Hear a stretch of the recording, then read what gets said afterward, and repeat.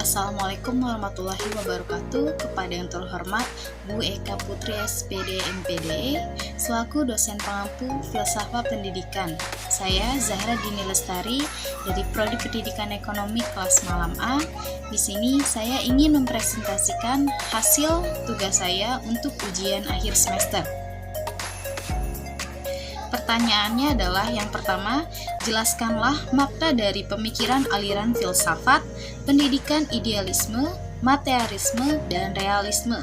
Yang kedua, jelaskanlah makna aliran pemikiran filsafat pendidikan dalam pemikiran pendidikan di Indonesia. Yang ketiga, bagaimanakah praktek pendidikan di Indonesia dalam perspektif filsafat pendidikan? Jelaskanlah dengan contoh.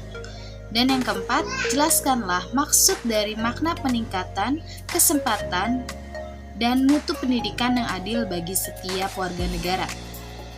Jelaskanlah makna dari pemikiran aliran filsafat, pendidikan idealisme, materialisme, dan realisme. Aliran idealisme, kata idealis dalam filsafat mempunyai arti yang sangat berbeda dari artinya dalam bahasa sehari-hari. Secara umum, kata idealisme berarti seseorang yang menerima ukuran moral yang tinggi, estetika dan agama serta menghayatinya. Orang yang dapat melukiskan dan menganjurkan suatu rencana atau program yang belum ada. Idealisme adalah suatu pandangan dunia atau metafisik yang mengatakan bahwa realitas dasar terdiri atas atau sangat erat hubungannya dengan ide, pikiran atau jiwa. Dunia mempunyai arti yang berlainan dari apa tampak pada permukaannya. Prinsip idealisme yang pokok adalah kesatuan organik. Kaum idealis condong untuk menekankan teori koherensi, konsistensi, dan percobaan kebenaran, yakni suatu putusan atau judgment dipandang benar jika ia sesuai dengan putusan-putusan lain yang telah diterima sebagai yang benar. Aliran materialisme. Materialisme berpandangan bahwa hakikat realisme adalah materi, bukan rohani, bukan spiritual atau supranatural. Demokritos tahun 460 sampai dengan 360 sebelum Masehi merupakan pelopor pandang materialisme klasik yang disebut juga otomisme. Demokritos beserta pengikutnya beranggapan bahwa segala sesuatu terdiri dari bagian-bagian yang kecil yang tidak dapat dibagi-bagi lagi, atau yang disebut dengan atom-atom. Atom-atom merupakan bagian dari yang terkecil, sehingga mata kita tidak dapat melihatnya. Menurut Thomas Hobbes, Verlianur 2008 ayat 1, sebagai penganut empiris materialisme, ia berpendapat bahwa pengalaman merupakan awal dari segala pengetahuan, juga awal pengetahuan tentang asas-asas yang diperoleh dan dikokoh oleh pengalaman. Hanya pengalamanlah yang memberikan kepastian. Pengetahuan melalui akal hanya memiliki fungsi, mekanisme semata, sebab pengenalan dengan akal mewujudkan suatu proses penjumlahan dan pengurangan. Aliran realisme. Realisme adalah aliran filsafat yang memandang bahwa dunia materi di luar kesadaran ada sebagai suatu yang nyata dan penting untuk kita kenal. Dengan mempergunakan inteligensi. Objek indera ada real, yaitu benda-benda adanya itu terlepas dari kenyataan bahwa benda itu kita ketahui atau kita perspektifkan atau ada hubungannya dengan pikiran kita. Menurut realisme, hakikat kebenaran itu berada pada kenyataan alam ini, bukan pada ide atau jiwa. Tokoh realisme adalah Aristoteles, 384 sampai dengan 332 sebelum Masehi. Pada dasarnya, aliran ini berpandang bahwa hakikat realitas adalah fisik dan roh. Jadi realitas adalah dualistik. Ada 3 golongan dalam realisme, yaitu realisme humanistik, realisme sosial, dan realisme yang bersifat ilmiah. Realisme humanistik menghendaki pemberian pengetahuan yang luas, ketajaman pengalaman, berpikir dan melatih ingatan. Realisme sosial berusaha mempersiapkan individu untuk hidup bermasyarakat. Realisme yang bersifat ilmiah atau realisme ilmu menekankan pada penyelidikan tentang alam. Pertanyaan kedua, jelaskanlah makna aliran pemikiran filsafat pendidikan dalam pemikiran pendidikan di Indonesia. Tujuan pendidikan. Pendidikan pada dasarnya bertujuan agar para siswa dapat bertahan hidup di dunia yang bersifat alamiah, memperoleh keamanan hidup, berbahagia, dengan jalan memberikan pengetahuan yang esensial kepada para siswa, maka mereka akan dapat bertahan hidup di dalam lingkungan alam dan sosialnya. Rekonstruksisme sosial. Aliran ini menaruh perhatian yang besar pada hubungan antara kurikulum sekolah dan perkembangan politik, sosial, dan ekonomi suatu masyarakat. Rekonstruksionisme menganggap bahwa dunia dan moral manusia mengalami degrasi di sana-sini, sehingga perlu adanya rekonstruksi tatanan sosial menuju kehidupan yang demokratis, emansipatorius, dan seimbang. Keadaan yang timpang dan hanya menguntungkan salah satu belahan dunia yang harus diatasi dengan merekonstruksi pendidikan untuk memajukan peradaban, untuk menjamin keberlangsungan hidup manusia, dan untuk menciptakan peradaban yang lebih memuaskan. Manusia harus menjadi insinyur sosial, yaitu orang yang mampu merancang jalannya perubahan dan mengarahkan ilmu pengetahuan dan teknologi secara dinamis untuk mencapai tujuan yang diinginkan. Pertanyaan selanjutnya, bagaimanakah praktek pendidikan di Indonesia dalam perspektif filsafat pendidikan? Jelaskanlah dengan contoh. Pendidikan di Indonesia tidak merata antara kota besar dengan kota terpencil, seperti desa-desa, seperti sarana dan prasarana.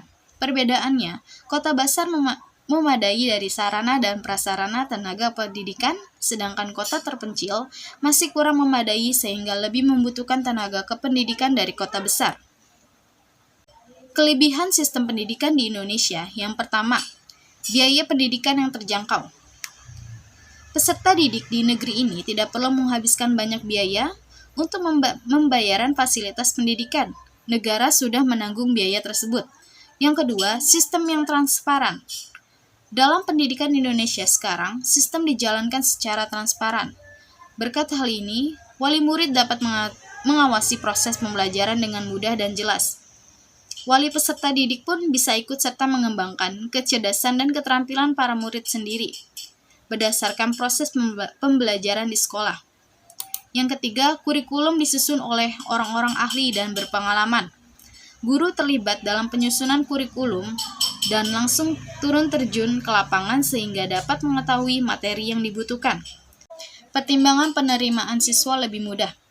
Dengan sistem zonasi yang baru beberapa tahun terakhir ini diterapkan, penerimaan murid hanya mempertimbangkan daerah dan umur. Peserta didik pun tidak diberi syarat minimal lulusan taman kanak-kanak. Dengan sistem pendidikan ini pula, seluruh peserta didik yang mendaftar bisa membuat ilmu dekat dengan domisili mereka. Kekurangan sistem pendidikan di Indonesia. Yang pertama, penyebaran sarana pendidikan yang tidak merata. Masih banyak area terpencil yang belum terjamah oleh sarana pendidikan. Para murid dan guru kekurangan peralatan sekolah dan tempat yang memadai. Selain itu, perpustakaan juga masih belum menyebar ke banyak daerah. Yang kedua, tenaga pendidik yang belum merata. Bukan jumlah guru yang menjadi masalah, tetapi penyebarannya. Kebanyakan tenaga pengajar bekerja di daerah perkotaan. Sementara itu, daerah-daerah yang masih tertinggal, kekurangan jumlah guru yang berkualitas. Yang ketiga, kurikulum masih bersifat teoretis. Sejak awal, kurikulum Indonesia masih mengandalkan teori-teori saja. Ketika belajar menyelesaikan pendidikan, tidak ada banyak hal yang bisa mereka lakukan. Masih banyak sekolah yang jarang mengadakan praktikum atau membekali peserta didik dengan soft skill dan hard skill. Pertanyaan terakhir, jelaskanlah maksud dari makna peningkatan kesempatan dan mutu pendidikan yang adil bagi setiap warga negara. Sejalan dengan proses pemerataan pendidikan, peningkatan mutu untuk setiap jenjang pendidikan melalui persekolah juga dilaksanakan. Peningkatan mutu ini diarahkan kepada peningkatan mutu masukan dan lulusan, proses, guru, sarana dan prasarana, dan anggaran yang digunakan untuk menjalankan pendidikan. Selain itu, kurikulum menjadi faktor terpenting dalam proses pendidikan bagi setiap lembaga pendidikan. Hal ini menunjukkan kurikulum merupakan perangkat yang berkaitan dengan tujuan pendidikan dan sekaligus merupakan pedomannya dalam pelaksanaan pengajaran pada semua jenis dan tingkat pendidikan. Alasannya, karena di dalam kurikulum tidak hanya diibaratkan serangkaian ilmu pengetahuan yang harus diajarkan, apa yang harus dipelajari, akan tetapi juga mencakup segala kegiatan yang bersifat kependidikan yang dipandang perlu, serta hal-hal dinilai yang mempunyai tujuan pendidikan. Untuk itu, dalam melaksanakan kurikulum sekolah harus mampu menjadikan proses belajar yang menarik dan mampu memupuk kreativitas peserta didik dengan efektif. Dalam hal ini, guru maupun dosen pun harus melakukan pembelajaran atau pengelolaan belajar secara lebih inovatif. Upaya peningkatan mutu pendidikan dalam garis besarnya meliputi hal-hal berikut ini. Yang pertama, seleksi yang lebih rasional terhadap masukan mentah, khususnya untuk SLTA dan PT. Pengembangan kemampuan tenaga kependidikan melalui studi lanjut, misalnya berupa pelatihan, penataran, seminar, kegiatan-kegiatan kelompok, studi seperti PKG, dan lain-lain. Penyempurnaan kurikulum, misalnya dengan memberikan materi yang lebih esensial dan mengandung muatan lokal. Metode yang menantang dan menggairahkan belajar dan melaksanakan evaluasi yang beracuan PP. Penyempurnaan prasarana yang menciptakan lingkungan tentram untuk belajar. Penyempurnaan sarana belajar seperti buku paket, media pembelajaran, dan peralatan laboratorium. Yang terakhir, peningkatan administrasi khususnya yang mengenai anggaran. Baiklah, itu dia presentasi dari saya. Kurang lebihnya mohon maaf. Wabillahi taufiq wal hidayah. Wassalamualaikum warahmatullahi wabarakatuh.